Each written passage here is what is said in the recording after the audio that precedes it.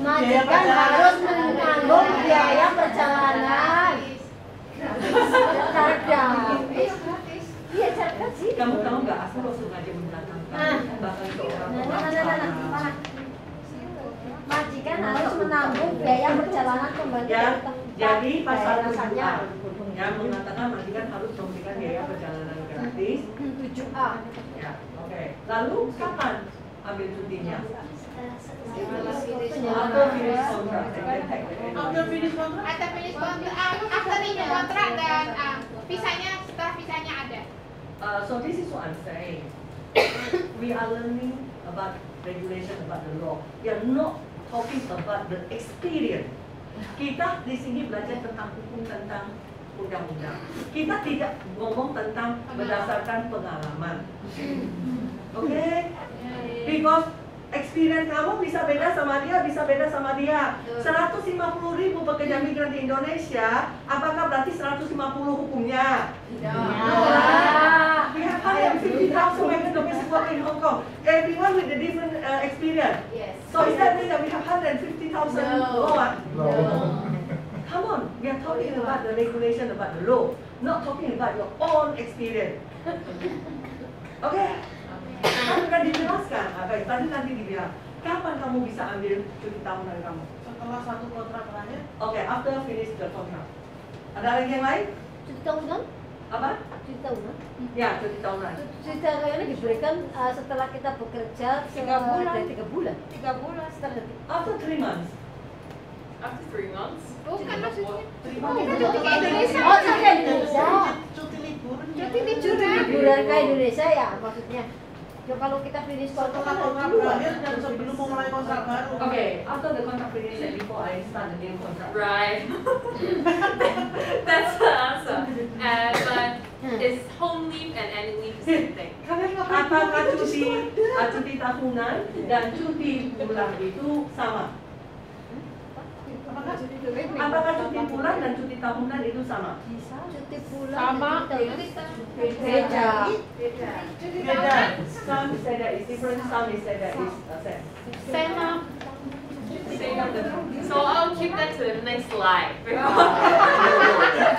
tadi yang ingat jawaban masing-masing ya. Kita selanjutnya. Oke.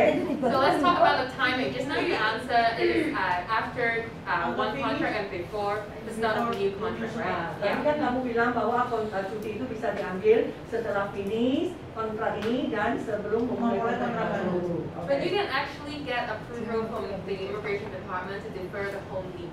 Tapi sebenarnya kita bisa meminta persetujuan dari imigrasi dan kita untuk kalau misalnya mau memundurkan tanggal kepulangan kita. So you can start your next contract immediately and you will exit, like take the home leave later. Jadi kita bisa langsung mulai kontrak yang kedua tanpa harus pulang karena pulangnya kemudian di tahun yang pertama. Tunda. Itu dibaca ini. Tanda kamu baca. Jika kedua pihak Ketika kedua pihak setuju untuk renew, maka sebenarnya ini secara peraturan. Secara peraturan itu diharuskan dulu keluar dari Hong Kong, ya, dapat visa baru balik. Dan paling lama pulangnya 7 hari dan biaya harus kamu majikan. Itu hukumnya. Tetapi ada kalanya kan majikan, kenapa kalian setelah kok nggak langsung pulang dulu, dapat visa baru datang, ada yang langsung kerja di tahun pertama baru keluar. Karena imigrasi itu memperbolehkan, ya, karena kan mengerti ya, kadang-kadang ada anak-anaknya majikan belum libur, majikan sibuk, karena berganti atau apa. Jadi diperbolehkan ya keluar di tahun pertama dari kontrak yang baru, yang kalian bilang yang itu. Jelas toh? Nah itu, dan karena kalau kita isi form ya untuk meminta visa kalian, itu ada bagian yang ditik, apakah akan pulang dulu sebelum kontrak yang baru keluar. Iya. Ya. Baik, ada bukan not this one. Supposed to be is also on page 3. Ya. Dari ya sebenarnya ada ditulis apakah akan refer, apakah akan pulang setelah 1 tahun itu. Biasanya di situ ada tertulis. Oke. Ya. So we'll now look at the answer whether home Oke, leave, kita jawabannya ya. home leave tantamounts to annual leave. Cuti pulang sama nggak dengan cuti tahunan? Ah, ini jawabannya. It's not the same. Sama. Jadi cuti biasanya majikan memberikan cuti tahunan dan perjalanan gratis ke negara asal karena pemenuhan kewajiban sesuai kontrak. Tapi kalau misalnya dia mengatur kalian itu keluar Makau dan kembali ke Hong Kong di hari yang sama, ya itu menurut pasal 13. Dan itu masih belum memenuhi cuti tahunan pasal 6 dan perjalanan gratis pasal 7. Nggak ngerti ya? Enggak. Ya, they don't, I know they don't. I know they don't understand. Oke, jadi gini loh deh. Kalau kita bicara peraturan, ya, memang kan dibilang kan, seperti tadi dibilang, sebelum kontrak yang baru itu mulai, kedua belah pihak setuju, tapi sebelum kontrak yang baru mulai, itu harus pulang dulu, dia ditanggung majikan paling lama 7 hari. Tetapi diperbolehkan untuk keluar ya di tahun ketiga. Oke. Yang dimaksud yang di sini adalah cuti tahunan perjalanan gratis itu, misalnya kan saya sudah kerja 2 tahun nih, saya punya hak 14 hari. 14 hari, jadi kalau seandainya saya mengambil cuti, apakah saya pulang ke Indo atau kemana, tapi itu adalah hak cuti yang saya sudah dapat, berarti saya dapat cuti tahunan saya. Ya, tapi cuti saya dan saya akan pulangnya ke negara asal saya. 14 hari itu tanggungan majikan karena hari cuti yang saya sudah dapat dan menurut pemenuhan pasal 7 majikan harus memberikan dia perjalanan gratis dari Hong Kong sampai rumah. Itu cuti tahunannya, gitu loh. Tapi kan ada teman-teman yang diatur pergi ke Makau, kayak itu ke Makau, kan? Nah, saya juga ngerti ada kalanya teman-teman itu cukai ke Makau, biasanya biayanya juga biaya sendiri. Kan? Some is because some of them actually if they must really active the second year visa, dan itu akhirnya work in Macau, and then basically the employer some employer actually do not compensate back the money. Ya. Dan sebenarnya kalau secara hukumnya gini, kalau biasanya yang kami kerjakan adalah kalau majikan sudah membayar cuti tahunan kalian, if you already pay your annual leave money, if you already pay your ticket money, right? Kamu udah dapat, tapi kamu nggak bayar, kamu nggak pergi cuti, kamu nggak cuti, tapi kamu cuma ke Makau, ya, untuk kebutuhan ini.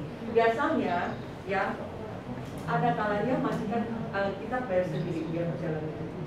Tapi kalau misalnya kalau menurut ya seharusnya secara hukum karena ini keperluan untuk visa merupakan tanggung jawab dari majikan walaupun dia sudah memberikan tiket kita dan cuti tahunan kita. Tapi kan udah dikasih waktu pas cuti tahunannya itu.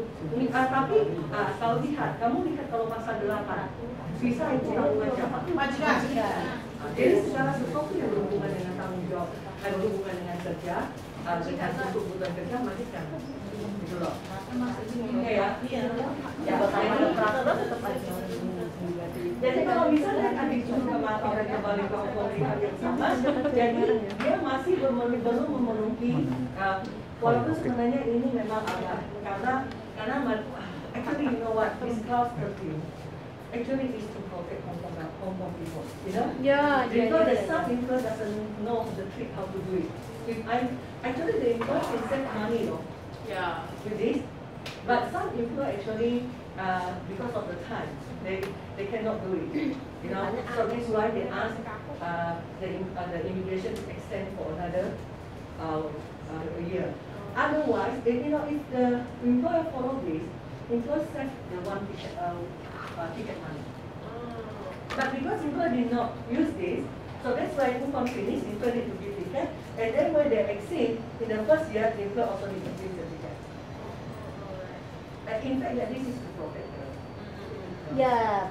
So jadi sebenarnya kalau ke Makau atau apa, jadi belum memenuhi pasal ini, walaupun sebenarnya dia bisa meminta izin, ya dari imigrasi. Kalau menjadikan izinkan keluar di tahun pertama, ya berarti udah oke.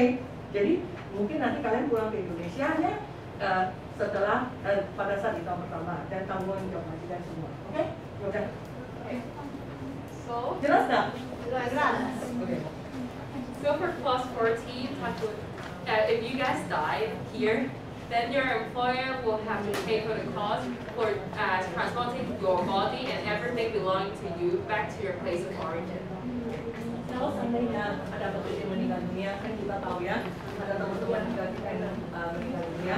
Jadi yang memulangkan jenazah, barang-barangnya itu semua adalah merupakan tanggung jawab majikan dan tertulis di pasal 13. Jadi teman-teman tuh nggak usah bingung. Apakah itu dari uang majikan? Enggak, asuransi itu cover. Asuransi.